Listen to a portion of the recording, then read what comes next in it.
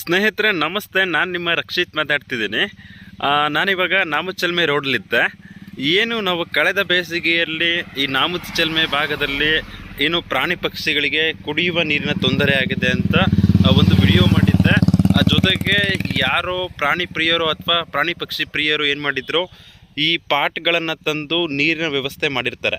ಆದರೆ ಏನಾಗಿದೆ, ಈ ಮಳೆಗಾಲ ಸ್ಟಾರ್ಟ್ ಆಗಿದೆ, ಈಗ ಎಲ್ಲೆಡೆ ನೀರು ಸಿಗುತ್ತೆ. ಆದರೆ ಏನಾಗಿದೆ, ಇಲ್ಲಿ ಇಟ್ಟಿದ್ದಂಥ ಪಾಟ್ಗಳು ಏನಾಗಿದೆ ಅಂತ ಹೇಳಿದ್ರೆ ಹೇಗಂದರೆ ಹಾಗೆ ಬಿದ್ದೋಗಿದೆ. ಜೊತೆಗೆ ಕೆಲವೊಂದಿಷ್ಟು ಜನರು ಇದನ್ನು ಎತ್ಕೊಂಡು ಹೋಗೋ ಪ್ರಯತ್ನದಲ್ಲಿರ್ತಾರೆ.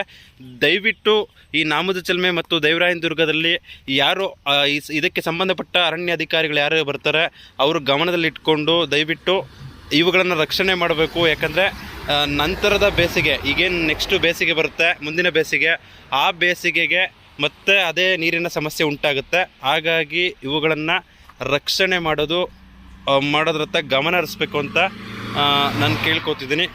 Thank you.